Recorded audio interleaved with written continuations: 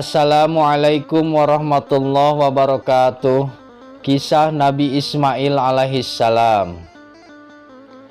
Perkawinan Nabi Ibrahim alaihissalam dengan Siti Sarah belum dikaruniai seorang anak. Padahal saat itu usia Nabi Ibrahim dan Sarah sudah terbilang lanjut. Atas permintaan Sarah, Nabi Ibrahim kemudian menikah dengan seorang perempuan bernama Hajar. Setelah menikah dengan Hajar, Nabi Ibrahim pun memperoleh amanat dari Allah Subhanahu wa Ta'ala berupa bayi laki-laki. Kelahiran putra yang sangat ditunggu-tunggu itu telah terkabul. Melalui Hajar inilah lahir seorang bayi laki-laki yang diberi nama Ismail. Dalam bahasa Ibrani, Isma berarti mendengar dan El itu berarti Allah.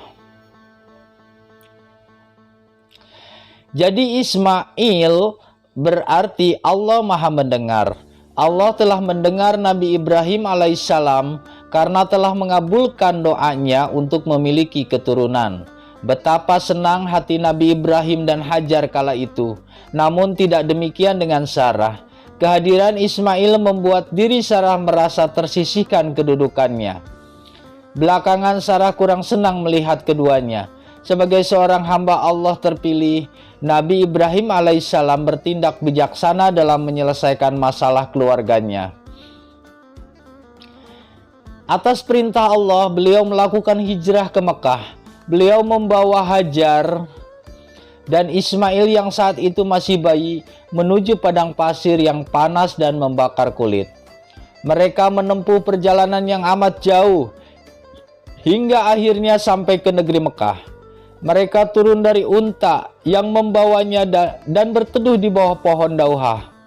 Setelah menemukan tempat bagi Hajar dan putranya, Nabi Ibrahim alaihissalam meninggalkan mereka berdua.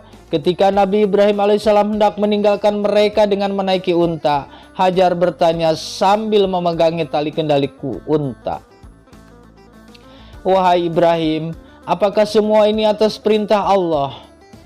Nabi Ibrahim alaihissalam sebenarnya tidak tega meninggalkan istri dan anak kesayangannya.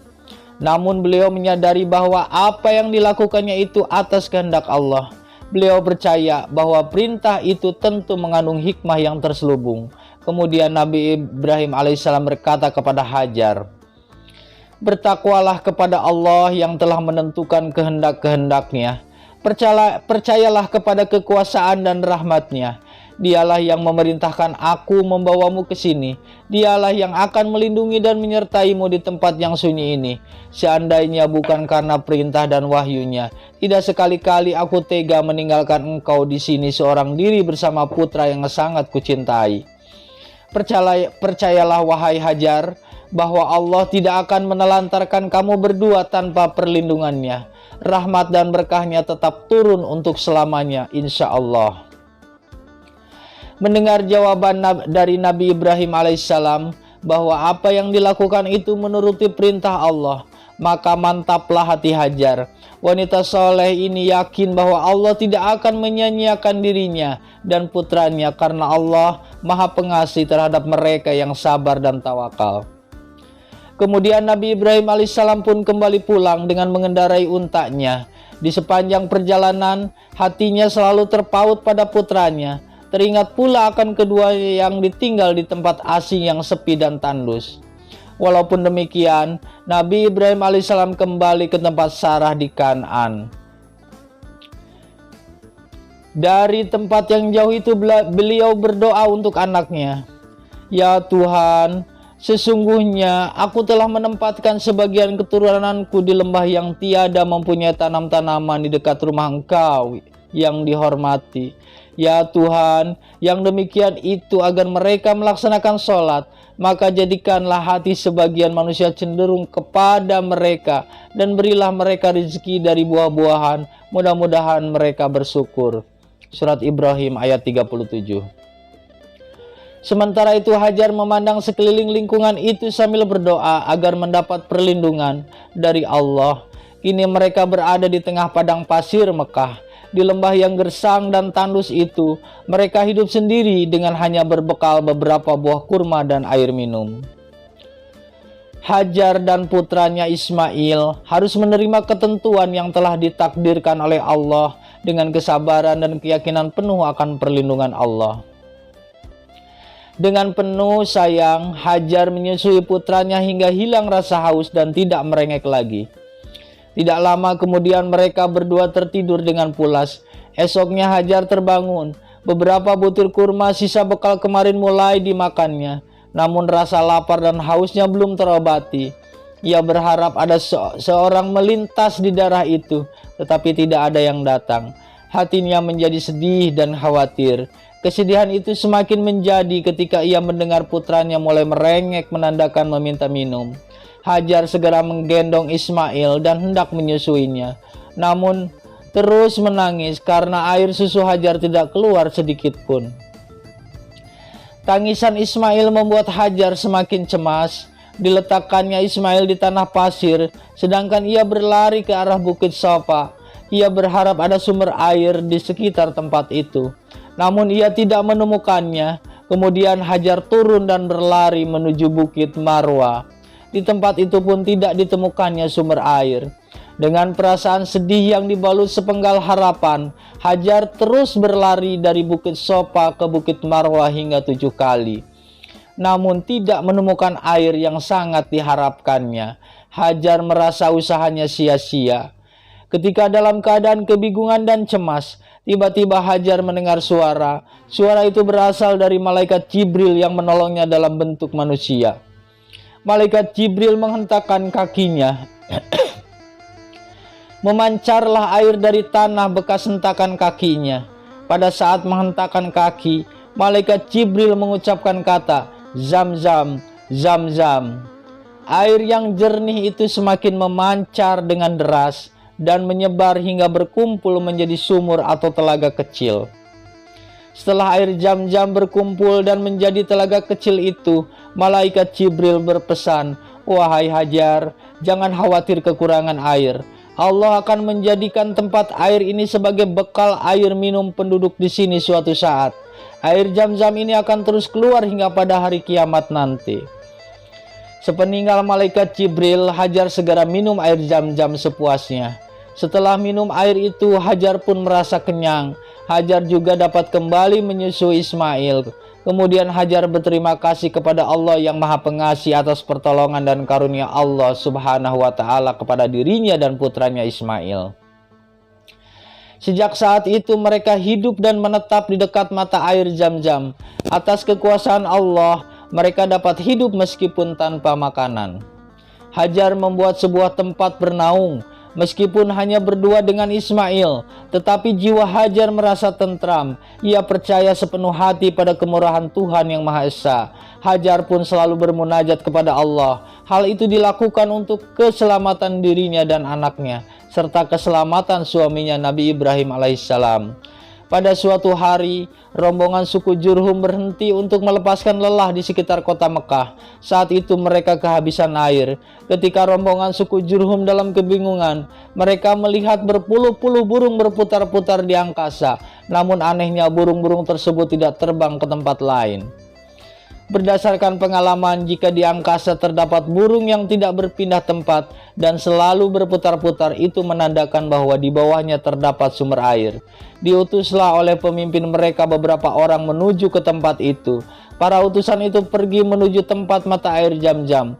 Para utusan kembali membawa kabar kepada mereka tentang mata air itu dan keberadaan Hajar dengan putranya. Tanpa membuang waktu lagi, rombongan suku Jurhum segera berangkat ke tempat itu. Kedatangan rombongan tersebut diterima dengan penuh kegembiraan oleh Hajar. Setelah puas merasakan kesegaran air Zam-zam, pemimpin suku Jurhum bertanya, "Jadi kalianlah yang pertama kali menemukan mata air Zam-zam ini?" "Betul, hak air ini berada pada kami, tetapi bukan berarti kamilah yang mempunyai hak sendiri. Siapapun boleh mengambil air Zam-zam ini sepuas-puasnya, karena Allah Subhanahu wa Ta'ala pemilik yang sebenarnya. Aku hanyalah hamba Allah dan istri Nabi Ibrahim alaihissalam yang kebetulan dipercaya Allah untuk merawat mata air Zam-zam." Setelah itu pemimpin suku Jurhum meminta izin untuk tinggal bersama rombongannya di dekat mata air Zam-zam. Hajar pun menerima dengan tangan terbuka. Aku sangat senang jika kalian bermaksud menempati tempat di Mekah ini. Mudah-mudahan tempat ini menjadi tempat yang ramai." Dengan segera rombongan suku Jurhum itu memindahkan perkemahannya ke tempat sekitar mata air Zam-Zam. Mereka memilih tempat bernaung menurut keinginan masing-masing. Semakin lama orang yang bermukim di sekitar mata air Zam-Zam semakin banyak, sehingga tempat yang semula sepi tersebut menjadi ramai. Hajar pun kini tak merasa kesepian lagi. Seiring dengan semakin padatnya penduduk sekitar Mekah, Ismail pun tumbuh semakin besar. Wajahnya tampan dan tubuhnya perkasa. Selain itu, pancaran matanya menandakan cahaya keimanan dari calon nabi dan utusan Allah Subhanahu wa Ta'ala. Penduduk kota Mekah pun menghormati dan menyayangi istri dan putra Nabi Ibrahim alaihissalam dengan sepenuh hati. Dengan semakin bertambahnya penduduk di sekitar mata air Zam-Zam, kehidupan Hajar dan Ismail semakin baik. Kini mereka memiliki puluhan ekor kambing dan biri-biri yang setiap hari mereka gembalakan ke padang Arafah. Ibu dan anak tersebut hidup sejahtera dan aman. Di lingkungan warga penghuni Mekah yang menghormatinya, mereka pun turut memelihara kelestarian mata air Zam-Zam yang suci. Mata air itu tak pernah kering sekalipun kemarau panjang tiba. Seluruh penduduk kota Mekah hidup bahagia berkah dari mata air Zam-Zam atas kasih sayang Allah Subhanahu wa Ta'ala kepada Hajar dan Ismail. Saat itu Nabi Ibrahim alaihissalam tengah duduk termenung, memikirkan Hajar dan Ismail yang telah sekian lama tidak pernah dijenguk. Namun Nabi Ibrahim alaihissalam yakin istri dan putranya itu berada dalam perlindungan Allah Subhanahu wa Ta'ala. Rasa rindu yang mendera jiwa Nabi Ibrahim alaihissalam membuat beliau merasa tidak tentram. Setiap hari kegelisahan pun senantiasa menghantui jiwanya. Terdengarlah ungkapan hati yang telah bertahun-tahun tidak menjenguk Hajar dan Ismail di tengah Mekah. Setelah meminta izin kepada Sarah, Nabi Ibrahim alaihissalam mulai melakukan perjalanan yang panjang dan melelahkan menemui Hajar dan Ismail. Dengan mengendarai unta, beliau menempuh gersangnya padang Sahara. Selangkah demi selangkah unta Nabi Ibrahim alaihissalam terus berjalan tanpa menghiraukan panasnya cahaya matahari. Setelah menempuh perjalanan jauh, akhirnya Nabi Ibrahim alaihissalam tiba di mulut kota Mekah. Namun alangkah herannya beliau ketika memperhatikan tempat yang dulu pernah dilaluinya. Tempat yang dahulu tandus dan sepi, kini sudah sangat berubah. Di tempat tersebut terdapat banyak perumahan. Tanaman berjajar di sepanjang jalan menuju ke dalam kota. Ternak berkeliaran di sekitarnya. Beberapa lama Nabi Ibrahim alaihissalam memperhatikan tempat tersebut. Waktu itu Hajar dan Ismail tengah duduk di bawah pohon kurma yang rindang, sambil memperhatikan ternaknya yang sedang merumput di padang Arafah. Sesekali terdengarlah suara anak kambing yang mengejar induknya. Apabila serigala datang hendak menerkam ternak mereka, Hajar atau Ismail langsung menghardiknya dengan lemparan batu. Ketika Hajar dan Ismail tengah membicarakan Nabi Ibrahim alaihissalam, dari kejauhan tampaklah seorang penunggang unta. Penunggang unta itu semakin lama semakin dekat kepada Hajar dan Ismail. Semakin lama sosok penunggang unta semakin jelas. Wajah Hajar pun mendadak berubah menjadi berseri setelah melihat bahwa si penunggang unta adalah sosok Nabi Ibrahim alaihissalam yang dicintainya. Tidak dapat digambarkan lagi betapa membahagiakannya pertemuan antara suami istri dan anak tersebut. "Wahai Ismail, inilah ayahmu Nabi Ibrahim," kata Hajar dengan gembira. Kemudian tanpa ragu-ragu Ismail mencium tangan Nabi Ibrahim alaihissalam dengan gembira. Nabi Ibrahim alaihissalam memeluk erat putranya. "Wahai istri dan anakku, maafkanlah aku. Selama ini aku tidak pernah menjenguk kalian karena harus menyerukan kebenaran kepada penduduk di sana. Maafkanlah aku." Nabi Ibrahim alaihissalam kemudian bertanya tentang mata air Zam-Zam dan kedatangan penduduk ke tempat itu. Dengan panjang lebar, Hajar menceritakan semua yang telah terjadi selama ditinggalkan Nabi Ibrahim alaihissalam dengan penuh perhatian. Nabi Ibrahim alaihissalam mendengarkan cerita Hajar. Nabi Ibrahim alaihissalam, Hajar dan Ismail pulang ke Mekah sambil mengiring ternak yang berpuluh-puluh jumlahnya. Dengan cekatan Ismail berlari kian kemari, menghalau ternak yang keluar dari kawanannya. Hari menjelang senja, mereka tidak dapat melanjutkan pulang ke rumah. Mereka takut jika ternak-ternak yang digembalakan itu tersesat di jalan. Selanjutnya Nabi Ibrahim alaihissalam tidur di suatu tempat yang dinamakan Masy'aril Haram. Sekarang tempat tersebut disebut Muzdalifah. Malam itu mereka lewati di tempat tersebut dengan tenang. Karena terlalu lelah, Nabi Ibrahim alaihissalam, Hajar dan Ismail tertidur dengan pulas. Dalam tidurnya Nabi Ibrahim alaihissalam bermimpi diperintah menyembelih Ismail sebagai kurban kepada Allah Subhanahu wa taala. Tak lama kemudian Nabi Ibrahim alaihissalam terjaga. Beliau berpikir lama sekali, berusaha menggantikan mimpinya.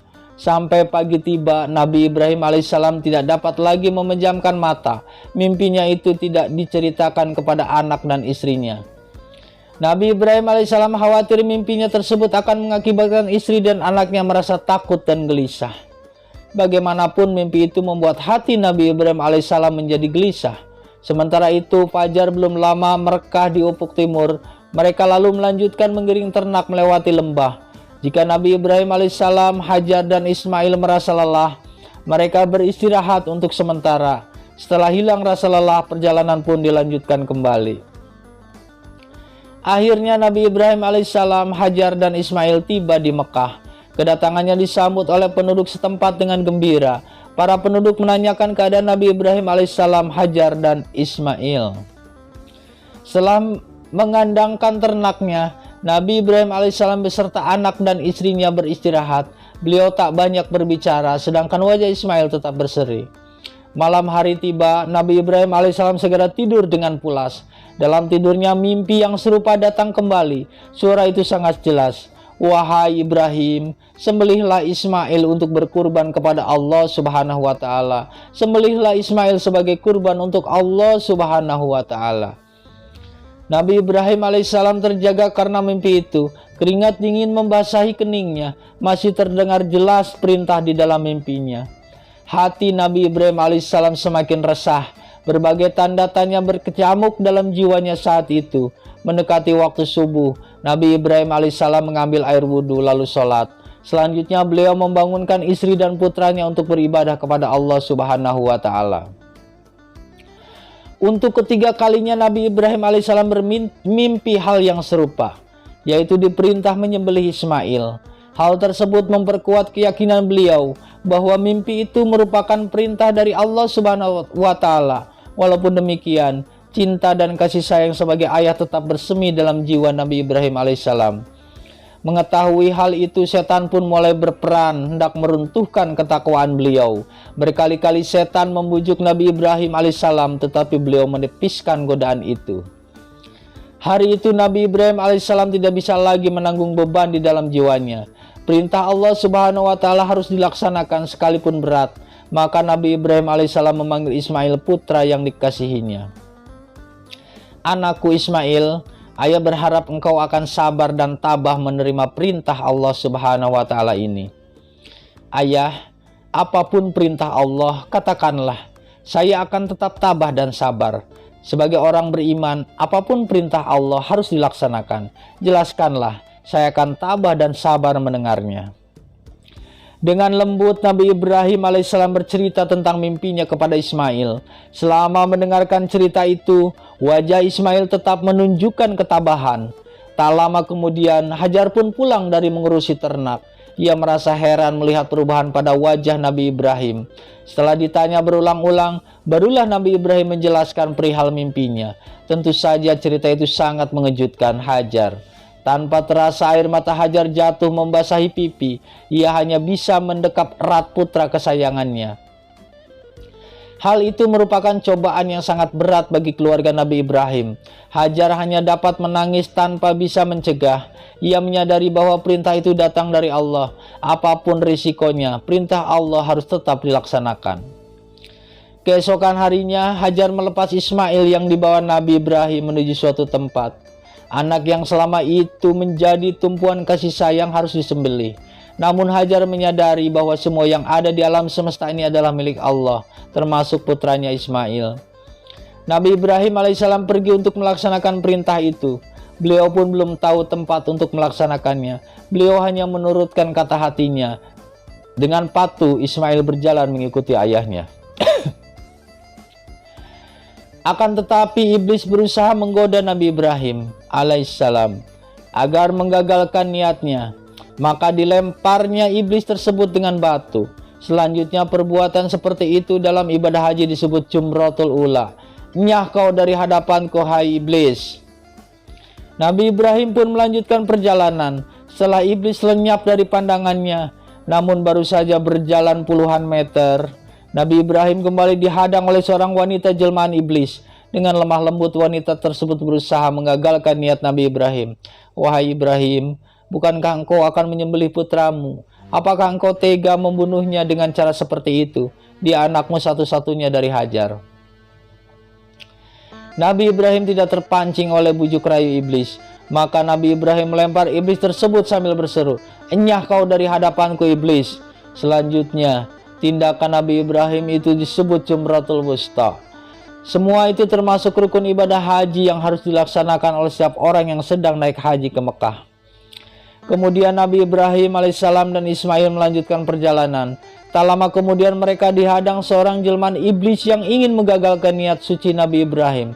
"Wahai Ibrahim, tegakah engkau membunuh darah dagingmu sendiri hanya karena sebuah mimpi? Mimpi itu belum tentu datang dari Tuhanmu. Batalkanlah niatmu itu, Ibrahim."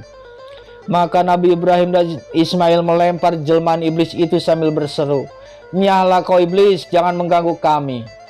Setelah beberapa kali dihadang oleh iblis yang hendak menggagalkan niatnya, Nabi Ibrahim dan Ismail tidak menemukan lagi hambatan. Mereka melanjutkan perjalanan hingga tiba di kaki yang dinamakan Bukit Malaikat di daerah Mina. Sejenak Nabi Ibrahim berpikir seperti memohon petunjuk dari Allah. Tanpa menjawab, Ismail mengikuti Nabi Ibrahim naik ke atas Bukit Malaikat. Setelah menemukan batu datar yang cukup besar, Ismail dibaringkan oleh Nabi Ibrahim alaihissalam. Karena tidak tega menyembelih putranya, baju Ismail dipergunakan untuk menutupi wajah anak soleh tersebut. Pada akhirnya dengan memejamkan matanya, pisau diletakkan pada leher Nabi Ismail dan penyembelihan dilakukan. Akan tetapi pisau yang sudah sedemikian tajamnya itu ternyata menjadi tumpul di leher Ismail dan tidak dapat melukainya. "Sabar dan tawakallah kepada Allah, wahai anakku," gumam Nabi Ibrahim, seraya memegang pisaunya yang tajam. Pada saat mata pisau hendak memisahkan tubuh Ismail untuk yang kesekian kali, Allah segera mengutus malaikat Jibril untuk mencegahnya. Maka terdengarlah suara malaikat Jibril memenuhi Bukit Malaikat. "Hai Ibrahim, sungguh kau telah siap untuk melaksanakan perintah Tuhan. Allah Subhanahu wa Ta'ala akan mengganjarmu dengan ketaatanmu itu, hai Ibrahim. Sembelihlah kibas ini sebagai pengganti Ismail. Makanlah dagingnya. Jadikanlah hari ini sebagai hari raya bagi kalian berdua. Dan sedekahkanlah sebagian dari dagingnya untuk fakir miskin sebagai kurban." Mendengar seruan malaikat Jibril, Nabi Ibrahim alaihissalam tersentak kaget. Wajahnya berubah menjadi berseri. Lalu beliau menyimpan kembali pisaunya sambil berkata kepada Ismail, "Wahai anakku, bangunlah. Rupanya semua perintah ini hanyalah ujian bagi kita. Allah Subhanahu wa Ta'ala hendak menguji ketebalan iman dan takwa kita terhadapnya. Bersyukurlah atas karunia Allah yang telah melepaskan kita dari ujian berat ini." Kejadian tersebut merupakan suatu mukjizat dari Allah yang menegaskan bahwa perintah pengorbanan Ismail itu hanya ujian bagi Nabi Ibrahim dan Ismail. Sejauh mana cinta dan taat mereka kepada Allah, ternyata keduanya telah lulus ujian yang sangat berat. Nabi Ibrahim telah menunjukkan kesetiaan yang tulus dengan pengorbanan putranya dan berbakti melaksanakan perintah Allah. Sementara bagi Ismail tidak sedikit pun ragu atau bimbang dalam menunjukkan kebaktiannya kepada Allah dan kepada orang tuanya dengan menyerahkan jiwa dan raganya untuk dikorbankan. Setelah dipotong-potong, daging kambing itu dibawa oleh Nabi Ibrahim alaihissalam dan Ismail ke kampung terdekat. Daging tersebut mereka bagikan kepada fakir miskin sebagai kurban. Kini Nabi Ibrahim telah kembali ke Mekah dengan perasaan lega. Wajah Ismail pun memancarkan cahaya keimanan dan ketakwaan. Semua ujian dan cobaan dari Allah telah mereka lewati dengan sempurna. Dan itulah asal mula sunnah berkurban bagi umat Islam yang dilakukan setiap hari raya Idul Adha atau hari raya kurban. Seiring dengan berjalannya waktu, Ismail pun beranjak dewasa. Ia telah menjadi pemuda tampan yang disukai seluruh penduduk Mekah. Pada waktu senggang, Nabi Ibrahim masih sering teringat pada suatu peristiwa.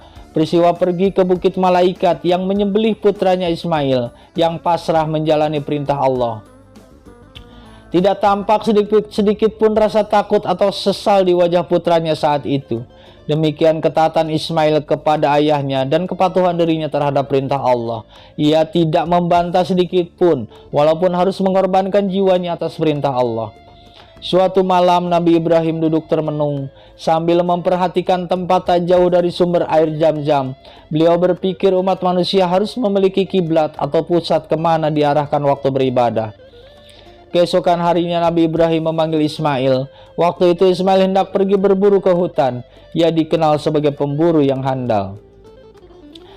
Nabi Ibrahim merencanakan membangun rumah Allah di dekat mata air Zam-Zam. Rumah Allah nanti akan menjadi kiblat seluruh kaum muslimin dalam menyembah Allah. Ismail pun mendukung penuh rencana Nabi Ibrahim. Hari itu Nabi Ibrahim belum berhasil menemukan tempat yang cocok untuk membangun Ka'bah. Beliau tidak sembarangan menentukan rumah suci tersebut. Malam harinya Nabi Ibrahim berdoa kepada Allah, memohon ditunjukkan tempat Ka'bah yang akan dibangun. Nabi Ibrahim tidak ingin membangun tanpa bimbingan Allah. Keesokan harinya Nabi Ibrahim dan Ismail pergi ke sebuah bukit di dekat mata air Zam-Zam. Setelah itu Nabi Ibrahim berkata, "Wahai anakku, aku diperintahkan oleh Allah untuk membangun sebuah rumah suci di sini." Kemudian Allah memberikan petunjuk dengan segumpal awan yang membayangi Nabi Ibrahim dan Ismail. Setelah awan tersebut berhenti di angkasa dan tak berubah-ubah, barulah Nabi Ibrahim percaya bahwa tempat itulah dibangun Ka'bah. Maka beliau pun mulai membangun Ka'bah di tempat sesuai dengan petunjuk Allah yang diyakininya. Petunjuk Allah kepada Nabi Ibrahim terdapat dalam surat Al-Hajj ayat 26 yang artinya, "Dan ingatlah ketika kami tempatkan Ibrahim di tempat Baitullah dengan mengatakan, janganlah engkau mempersekutukan aku dengan apapun, dan sucikanlah rumahku bagi orang-orang yang tawaf, dan orang-orang yang beribadah, dan orang yang ruku dan sujud." Selanjutnya Nabi Ibrahim dan Ismail mulai membangun Ka'bah. Mereka bekerja keras mengeluarkan tenaga dan pikiran agar membangun rumah suci tersebut sempurna. Pada waktu membangun Ka'bah, Nabi Ibrahim berdiri di atas sebuah batu besar yang kemudian batu tersebut dinamakan Maqam Ibrahim. Dan hingga sekarang batu itu masih terletak di dekat Ka'bah. Pada saat Nabi Ibrahim membangun Ka'bah, beliau berdoa. Doa tersebut terdapat dalam Al-Quran surat Al-Baqarah ayat 127-129. Ucapan Nabi Ibrahim yang diabadikan dalam Al-Quran tersebut mengandung dua hal. Yang pertama sebagai kepatuhan dan persembahan kepada Allah. Yang kedua sebagai permohonan kepada Allah agar keturunan beliau termasuk orang-orang yang taat beribadah haji nanti. Setelah bermunajat, Nabi Ibrahim alaihissalam melanjutkan pekerjaannya bersama Ismail. Seluruh perhatian ditunjukkan dalam pembangunan Ka'bah. Nabi Ibrahim dan Ismail tidak berhenti bekerja, kecuali sewaktu beribadah dan beristirahat. Nabi Ibrahim bermaksud membangun Ka'bah dengan sebaik mungkin, sesuai dengan kesucian Allah. Bukti dan kepatuhan sebagai nabi dan utusannya harus ditunjukkan dengan perbuatan nyata saat itu. Batu-batu yang digunakan untuk membangun Ka'bah tidak diambil dengan begitu saja. Pengangkatan batu sebanyak itu dilakukan oleh para malaikat atas perintah Allah. Batu-batu tersebut terdiri dari batu bersih yang suci.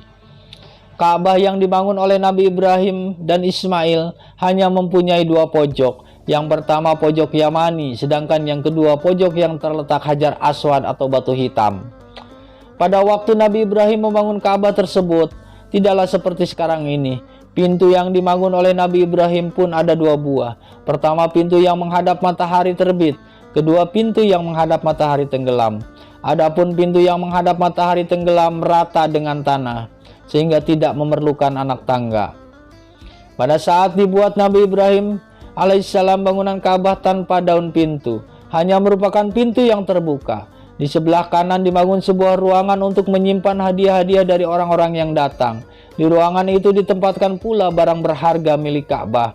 Tinggi Ka'bah 9 hasta, sedangkan panjang dari pojok Hajar Aswad sampai Hijr Ismail sekitar 20 hasta. Namun pada waktu hendak mencapai taraf penyelesaian, masih terdapat sebuah lubang di dinding Ka'bah. Tanpa bertanya lagi, Ismail segera naik ke atas bukit demi bukit, hendak mencari batu yang bagus dan pas untuk menutupi lubang di dinding Ka'bah itu. Ismail duduk sambil memperhatikan Ka'bah dari atas sebuah bukit. Rupanya Allah telah menentukan sesuatu dengan kehendaknya. Maka Allah memerintahkan malaikat Jibril untuk membawa sebuah batu yang berwarna hitam pekat dan mengkilap dari surga. Pada waktu batu hitam tersebut dimasukkan ke dalam lubang Ka'bah, ukurannya pas sekali. Karena gembiranya, Nabi Ibrahim dan Ismail mencium batu hitam yang selanjutnya disebut Hajar Aswad, yang artinya batu hitam. Perbuatan Nabi Ibrahim sampai sekarang tetap diikuti oleh orang-orang yang sedang melakukan ibadah haji ke Tanah Suci Mekah. Setelah itu Nabi Ibrahim mengelilingi Ka'bah sebanyak 7 kali, yang selanjutnya disebut tawaf, salah satu rukun haji.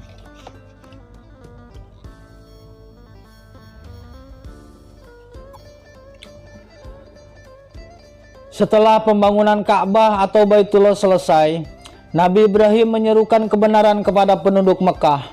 Beliau mengimbau mereka untuk selalu menaati perintah Allah, memberikan zakat, melaksanakan haji, dan menyantuni fakir miskin serta yatim piatu. Mereka berjanji akan tetap melaksanakan semua petunjuk Nabi Ibrahim sampai ke anak cucu. Demikianlah Ka'bah atau Baitullah dibangun oleh Nabi Ibrahim dan Ismail. Nabi Ibrahim merasa bahagia karena telah melaksanakan perintah Allah sebaik mungkin. Setelah waktu berjalan sekian lama, Allah Subhanahu wa Ta'ala memanggil Siti Hajar kembali ke pangkuannya. Tidak dapat digambarkan betapa dukanya Nabi Ibrahim dan Ismail. Wafatnya Hajar membuat Nabi Ibrahim bersedih, demikian pula terhadap Ismail. Berhari-hari Ismail merenungi kepergian ibunda tercinta. Kemudian Hajar dikebumikan di sebelah Ka'bah yang dikenal dengan Hijr Ismail. Tempatnya masih dikenal hingga kini, berupa sebuah tembok batu melingkar, letaknya kira-kira di bawah pancuran Ka'bah. Sementara itu Nabi Ibrahim menjadi lebih sering menetap di Syam. Beliau tinggal bersama istrinya, Sarah, dan telah memiliki putra bernama Ishak. Nabi Ibrahim alaihissalam sering pergi pulang dari Syam ke Mekah. Selain untuk mengerjakan ibadah haji setahun sekali, beliau ke Mekah untuk menengok Ismail. Karena Nabi Ibrahim alaihissalam sangat sedih melihat keadaan Ismail yang kehilangan ibunya, Ismail dianjurkan untuk segera menikah. Setelah mencari gadis yang cocok dengan pilihan hatinya, Ismail menjatuhkan pilihan kepada gadis bernama Jawa, anak perempuan dari Sa'ad al-Umlaki. Rupanya pilihan Ismail kurang tepat menurut ajaran agama Islam. Istrinya mempunyai sifat angkuh dan tidak menghargai tamu, terutama kepada orang-orang yang datang dengan pakaian sederhana. Berbeda sekali sikap dan sifatnya itu dengan sikap dan sifat suaminya Ismail. Setelah berpisah dengan istrinya yang pertama, Ismail berusaha mencari penggantinya. Setelah cukup lama mencari calon istri, pilihan Ismail jatuh pada seorang wanita bersama Ral'ah, putri dari Madad, anak Umar al-Jurhumi. Ismail hidup bahagia dengan istri keduanya tersebut. Nabi Ibrahim alaihissalam mendengar bahwa Ismail telah menikah lagi dengan gadis dari suku Jurhum.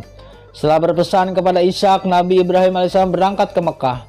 Setelah melewati luasnya padang Sahara yang panas membakar, Nabi Ibrahim alaihissalam pun tiba di Mekah. Beliau sengaja mengenakan pakaian yang sangat sederhana. Hal itu disengaja untuk menguji sifat dan budi pekerti istri Ismail yang baru. Tak lama kemudian keluarlah seorang wanita cantik dari dalam rumah Ismail. Dengan cermat Nabi Ibrahim alaihissalam memperhatikan menantunya. Sebagai seorang nabi, secara sepintas beliau sudah bisa mengetahui watak menantunya, meskipun belum mengenalnya lebih dekat. Selanjutnya Nabi Ibrahim alaihissalam turun dari untanya untuk menghampiri menantunya.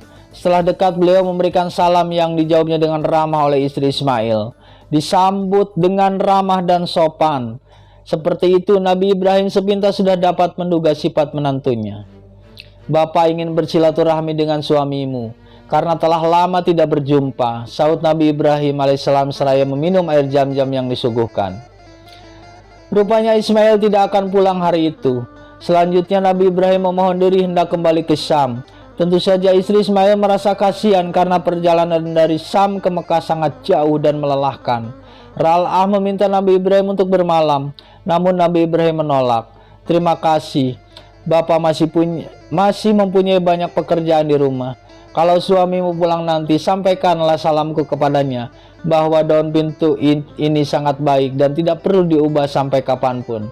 Ingat nak, sampaikan pesan ini kepadanya." Nabi Ibrahim pulang ke Syam dengan hati yang sangat bahagia. Terbayang oleh beliau keturunan Ismail pada kemudian hari. Nabi Ibrahim alaihissalam berdoa kepada Allah agar anak cucunya menjadi manusia yang beriman dan bertakwa kepada Allah yang Maha Kuasa. Rupanya Ismail harus bermalam di hutan karena binatang buruan cukup banyak, sehingga ia hampir lupa untuk pulang ke rumah. Hati kecil Ismail mengatakan bahwa seseorang telah datang ke rumahnya. Hal itu sering ia rasakan jika terjadi sesuatu di rumah. Mungkin karena Ismail seorang yang saleh dan calon nabi, sehingga mampu mengetahui sesuatu yang belum nyata. Rasanya ada seseorang yang datang ke rumah. Mungkinkah yang datang ke rumah itu ayah? Apabila yang datang itu ayah, aku ingin mengetahui tanggapan beliau terhadap istriku yang baru itu. Tak lama kemudian Ismail telah tiba di rumah. Istrinya menyambutnya dengan penuh kegembiraan. Setiap pulang berburu, Ismail selalu membagi hasil buruannya kepada tetangga, terutama kepada para orang tua yang sudah tak mampu berburu karena tidak semua pria dapat berburu seperti dirinya dan keberanian. Sejurus kemudian Ral'ah berkata pada Ismail, "Oh iya, kemarin ada orang yang bertamu ke rumah. Beliau seorang tua yang wajahnya bercahaya, menandakan keimanan dan ketakwaan yang tinggi. Beliau datang dari negeri Syam."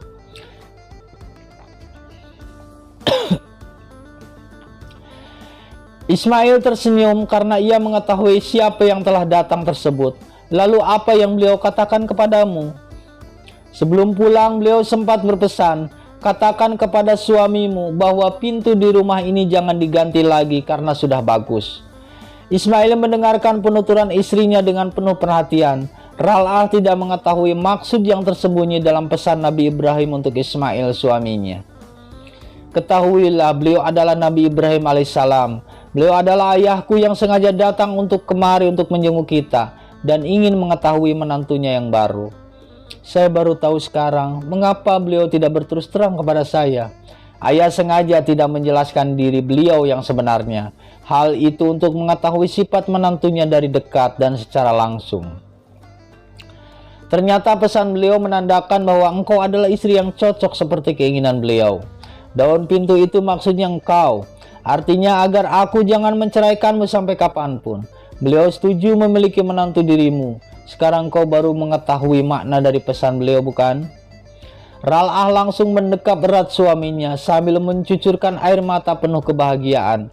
"Aku akan selalu bersikap baik kepada siapapun, terutama kepada orang tua.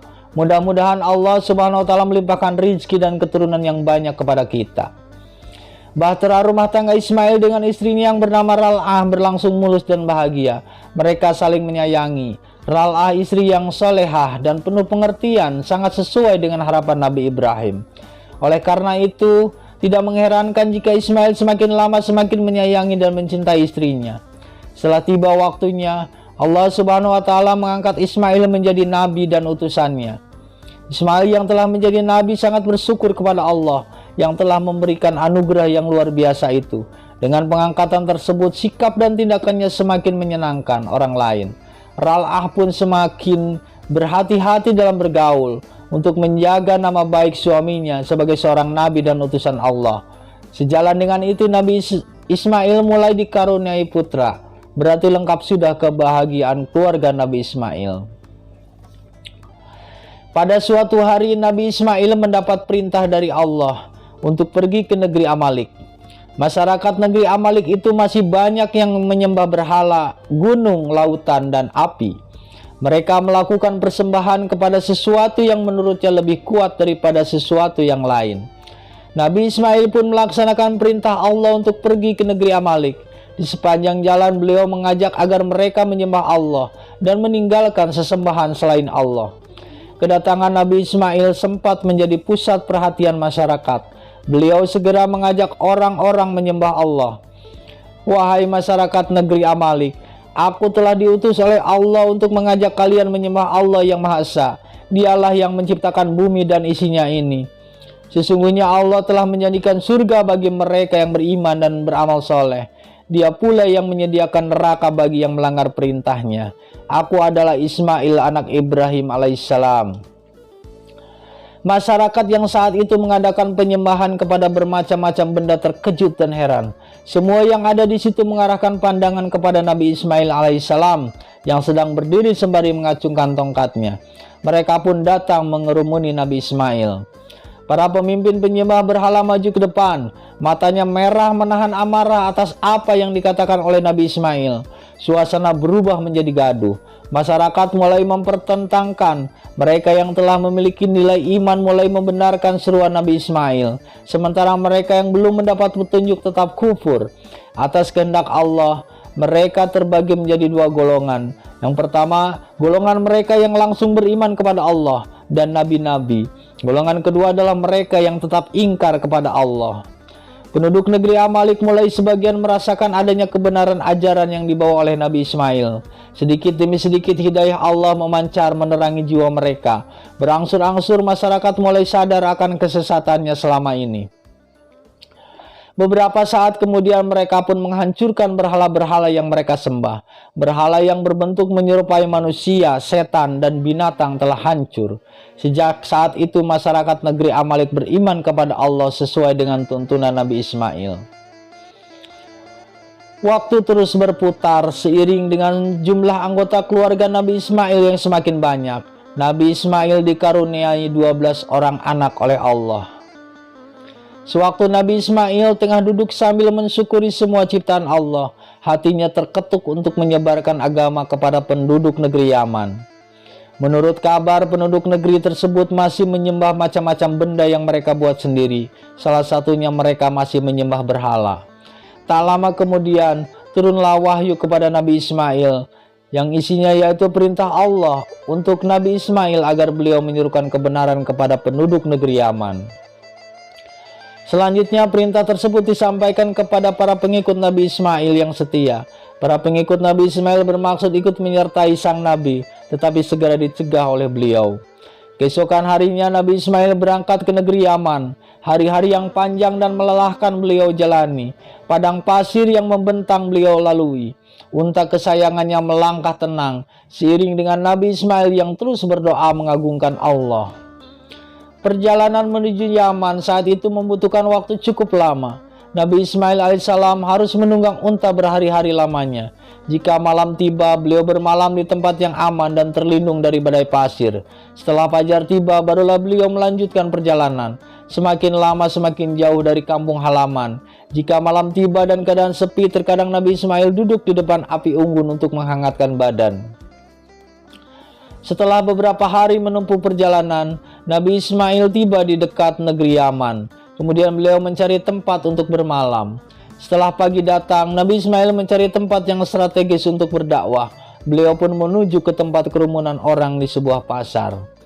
Selama mendengarkan Nabi Ismail berdakwah, beberapa orang pedagang datang berkerumun karena baru kali itulah terdapat orang yang berbicara tentang ketuhanan.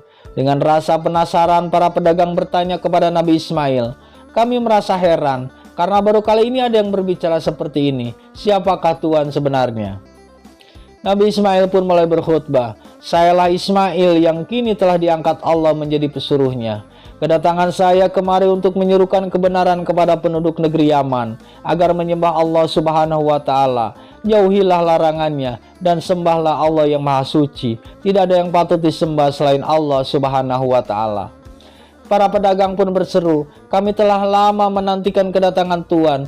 Kami ingin menyembah Allah seperti perintah para nabi terdahulu. Ajarilah kami cara menyembah Allah, wahai Nabi Ismail." Nabi Ismail mulai mengajarkan cara menyembah Allah kepada para pedagang. Diajarkan bacaan ketika melakukan sholat. Kepada mereka juga diterangkan bagaimana hukum-hukum agama yang harus dijalankan. Nabi Ismail memerintahkan kepada mereka untuk menyembah Allah, yaitu dengan melaksanakan sholat wajib, menunaikan zakat, berkurban setahun sekali, dan menyantuni fakir miskin. Selain itu, beliau juga mengajarkan agar pengikutnya sering beramal, bertobat kepada Allah, dan menyembahnya kepadanya. Malam itu Nabi Ismail bermalam di rumah salah seorang pedagang. Selain pedagang itu datang beberapa pedagang lain yang selanjutnya beriman kepada Allah. Mereka berjanji akan menjadi pengikut setia Nabi Ismail. Mereka akan turut menyebarkan ajaran agama Allah. Setelah kejadian di pasar yang mendapat perhatian, Beberapa masyarakat negeri Yaman yang menyembah api datang menghadap Nabi Ismail. Mereka menyatakan penyesalannya selama itu dan mengakui bahwa agama yang dibawa Nabi Ismail adalah benar. Setiap hari Nabi Ismail beserta pengikutnya terus berusaha mengajak penduduk negeri Yaman lainnya untuk beriman kepada Allah. Syiar agama Allah Subhanahu wa taala yang dibawa Nabi Ismail kian terpancar terang memayungi negeri Yaman. Api pemujaan yang biasanya selalu menyala di setiap tempat pemujaan kini tidak tampak lagi. Sejak saat itu terdengarlah suara takbir dan tahmid mengagungkan dan menyucikan asma Allah. Setiap hari Nabi Ismail terus berjalan tanpa mengenal lelah. Beliau selalu mengajak manusia beriman kepada Allah. Penerimaan masyarakat tidaklah sama. Ada yang menerima dengan ramah, tetapi banyak pula yang menerima dengan kata-kata dan tindakan kurang terpuji. Meskipun demikian, semua itu diterima dengan penuh keikhlasan. Berkat ketabahan dan kesabaran lambat laun mereka yang tadinya menyembah berhala, banyak yang memeluk Islam. Hal itu terjadi setelah mereka mengetahui bahwa para penyembah api banyak yang telah beriman. Kejadian di pasar beberapa hari yang lalu menjadi bahan pemikiran para penyembah berhala. Meskipun sudah banyak yang mengatakan kebenaran akan risalah yang dibawa Nabi Ismail, tetapi banyak pula yang ingin menguji kebenaran ajaran beliau. Rupanya keinginan untuk menguji Nabi Ismail terdengar oleh salah seorang pengikutnya. Maka terjadilah perselisihan paham di antara mereka. Pengikut Nabi Ismail berusaha meyakinkan bahwa agama yang kini dipeluknya adalah agama yang benar. Namun penyembah berhala ingin membuktikan sendiri kelebihan agama yang dibawa Nabi Ismail alaihissalam. Kayu untuk membuat berhala ini sangat keras. Apakah engkau sebagai nabi dapat melunakkan kayu itu? Jika engkau seorang nabi tentu memiliki mukjizat untuk melunakkannya, kata pemimpin penyembah berhala yang bernada menantang itu. Mendengar tantangan penyembah berhala itu, Nabi Ismail bermunajat kepada Allah agar melunakkan kayu keras itu. Setelah memanjatkan doa, beliau mengurut-urut kayu itu. Keajaiban pun terjadi di depan mata penyembah berhala. Bagaikan tanah liat, kayu keras tersebut terpotong-potong dan dijadikan bermacam-macam benda oleh Nabi Ismail. Tentu saja kejadian tersebut sangat mengejutkan penyembah berhala. Pemimpin penyembah berhala terpaku kagum. Matanya hampir tak berkedip menyaksikan kejadian tak masuk akal itu. Kesempatan tersebut dipergunakan oleh Nabi Ismail untuk menguji kehebatan penyembah berhala. Karena engkau telah sekian lama menyembah berhala yang bahannya terbuat dari kayu, cobalah agar kayu itu menyatu kembali. Tentu saja permintaan Nabi Ismail mengejutkan penyembah berhala. Bagaimana mungkin kayu yang telah menjadi beberapa bagian kecil dapat disatukan kembali menjadi utuh seperti semula? Jika engkau bisa menyatukan kembali, aku berjanji akan menjadi pengikutmu yang setia. Aku akan menjadi pemeluk agama para nabi, jawab pimpinan penyembah berhala. Nabi Ismail melaksanakannya sambil memohon kepada Allah. Kayu yang telah menjadi bongkahan kecil dengan izin Allah bersatu kembali. Kini kayu bahan berhala itu kembali utuh. Para penyembah berhala seakan-akan tak percaya pada penglihatannya sendiri. Sejak saat itu, pemimpin penyembah berhala yang paling ditakuti di negeri Yaman memeluk Islam dan tidak lagi menyembah berhala. Beberapa saat kemudian, para pengikut penyembah berhala pun berangsur-angsur menyatakan dirinya untuk memeluk Islam. Zaman itu sebagian bangsa Arab masih ada yang menyembah pohon kurma. Pohon kurma yang paling besar dan tinggi serta berbuah lebat mereka puja. Setahun sekali para penyembah pohon kurma berkumpul untuk merayakan acara pemujaan dengan meriah. Ujung pohon yang rimbun dengan daun, mereka balut dengan pakaian yang bagus-bagus. Bahkan ada yang menggantungkan berbagai macam perhiasan. Batang pohon kurma dilumuri semacam bedak sehingga wangi baunya. Setelah pohon kurma itu berusia puluhan tahun, mereka menyembah sambil menangis terseduh-seduh. Mereka mengadukan semua permasalahan seperti layaknya kepada raja. Mereka bersimpu di bawah pohon kurma tua yang telah dihiasi sedemikian rupa. Seorang pengikut melaporkan pemujaan terhadap pohon kurma kepada Nabi Ismail. Setelah mendengar laporan tersebut, Nabi Ismail berkata, "Kalau begitu aku harus segera mencegah dan menyadarkannya. Kalau tidak dihentikan akan membahayakan keturunannya nanti di kemudian hari." Malam Jumat itu di sekitar perkampungan yang agak jauh dari negeri Yaman, tampaklah manusia berbondong-bondong sambil membawa sesaji. Ada pula yang membawa makanan dan minuman tertentu. Sebagian lagi membawa pakaian indah dan bermacam-macam perhiasan. Para penyembah pohon kurma berkumpul di bawah pohon. Mereka mengeluarkan berbagai macam sesaji sambil membakar kemenyan. dan dupa yang menyebarkan wangi di sekitar tempat itu. Beberapa saat setelah acara pemujaan selesai, Nabi Ismail alaihissalam menghampiri para penyembah pohon kurma. Tentu saja kedatangan Nabi Ismail cukup mengejutkan mereka yang masih menyembah Tuhannya itu. Setelah mengucapkan salam, Nabi Ismail bertanya, "Apa yang kalian lakukan di tempat ini, wahai penduduk Yaman? Aku adalah Ismail, seorang nabi yang diutus Allah untuk menyuruhkan manusia agar menyembahnya." "Kebetulan sekali kita bertemu di sini," ujar pemimpin pemuja pohon kurma sambil berdiri. Tubuhnya tinggi besar dengan kumis besar melintang di bawah hidung. "Aku ingin tahu sejauh mana kehebatanmu." "Manusia tidak ada yang hebat, manusia itu lemah dan tiada daya kecuali atas izin Allah. Oleh karena itu sembahlah Allah dan jangan menyekutukannya," jawab Nabi Ismail. Mendengar seruan itu, para penyembah pohon kurma berkata lantang, "Wahai Nabi, apa kelebihanmu daripada kami? Jika kau benar seorang Nabi, angkatlah pohon kurma yang telah berumur ratusan tahun ini. Jika kau dapat melakukannya, kami akan menjadi pengikutmu dan bersedia menyembah Tuhan yang kamu sembah." Kemudian Nabi Ismail pun berdoa kepada Allah. Beberapa saat kemudian, atas kuasa Allah, maka pohon kurma yang besar dan berumur ratusan tahun itu terangkat dan terlempar jauh hingga puluhan meter. Bahkan beberapa penyembah pohon kurma itu pun ikut terbawa angin. Selanjutnya Nabi Ismail berkata kepada mereka, "Sesungguhnya pohon kurma itu benda ciptaan Allah, maka sembahlah Allah yang telah menciptakan alam dan seisinya."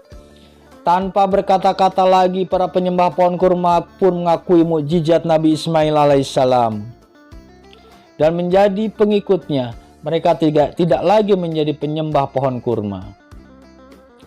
Berkat perjuangan Nabi Ismail, agama Islam telah tersebar merata di negeri Yaman. Hal ini sangat menggembirakan hati beliau. Surat takbir tahmid membahana di setiap malam di rumah-rumah penduduk. Islam berkembang dengan pesat. Setelah sebagian besar masyarakat Yaman memeluk Islam, maka Nabi Ismail hendak pulang ke Mekah. Di Mekah beliau akan mengurus serta menjaga Baitullah dan mata air Zam-Zam. Para pengikut setia melepas kepergian Nabi Ismail dengan penuh rasa haru. Setelah memberikan nasihat kepada pengikutnya untuk selalu melaksanakan perintah Allah, Nabi Ismail meninggalkan mereka menuju Mekah. Perjalanan menuju Mekah melewati gurun pasir dan bukit serta lembah yang panas dan kering. Jika malam tiba, Nabi Ismail terpaksa bermalam dengan menahan hawa yang dingin. Esoknya beliau melanjutkan perjalanan kembali dengan penuh semangat. Perjalanan yang melelahkan membuat Nabi Ismail beristirahat di sebuah mata air. Tiba-tiba mendengar suara seseorang yang menangis. Beliau terus mendekati suara itu. Di depan beliau tampak seorang laki-laki tua yang menangis sambil memeluk anaknya yang telah meninggal dunia. Nabi Ismail kemudian menyarankan kepada bapak tua itu untuk segera mengubur anak itu. Setelah jenazah anak itu dikubur, Nabi Ismail memberi nasihat. Segala yang hidup pasti akan mengalami kematian. Manusia tidak diberi pengetahuan tentang kematian seseorang karena kematian merupakan takdir dari Allah Subhanahu wa Ta'ala. Seringlah beribadah kepada Allah. Berdoalah agar arwah anakmu yang telah meninggal mendapat rahmat dari Allah. Setelah mendengar penjelasan itu, bapak yang telah kehilangan anaknya itu menjadi tenang. Kemudian Nabi Ismail mengajaknya bersama-sama menuju Mekah. Sejak saat itu bapak tua yang bernama Muharib itu hidup di Mekah bersama keluarga Nabi Ismail alaihissalam. Sambil bekerja menjaga Baitullah dan mata air Zam-Zam, Muharib belajar agama kepada Nabi Ismail alaihissalam. Di Mekah pun Nabi Ismail tetap terus mengajarkan agama Islam dengan tidak mengenal lelah. Keberhasilan dalam mengembangkan Islam membuat masyarakat Mekah menghormati keluarga Nabi Ismail alaihissalam. Semakin lama kota Mekah menjadi berkembang dan dikenal orang, terutama para pedagang. Seiring dengan perkembangan kota Mekah itu, semakin bertambah besar pula anak-anak Nabi Ismail. Demikian pula Nabi Ismail alaihissalam dan Ral'ah istrinya juga semakin tua. Anak-anak beliau telah tumbuh dewasa dan menjadi pemimpin kabilah-kabilah Arab yang biasa disebut Arab Mustaribah. Setelah mengajak manusia untuk menyembah Allah, Nabi Ismail pun wafat pada usia 137 tahun. Jenazah Nabi Ismail dikebumikan di kota suci Mekah dekat makam ibunya, Siti Hajar. Ada riwayat lain yang menyebutkan bahwa makam Nabi Ismail alaihissalam berada di Palestina. Kota Mekah semakin dikenal banyak orang. Setahun sekali kaum muslimin melaksanakan ibadah haji seperti yang dilakukan oleh Nabi Ibrahim dan Nabi Ismail alaihissalam. Demikian kisah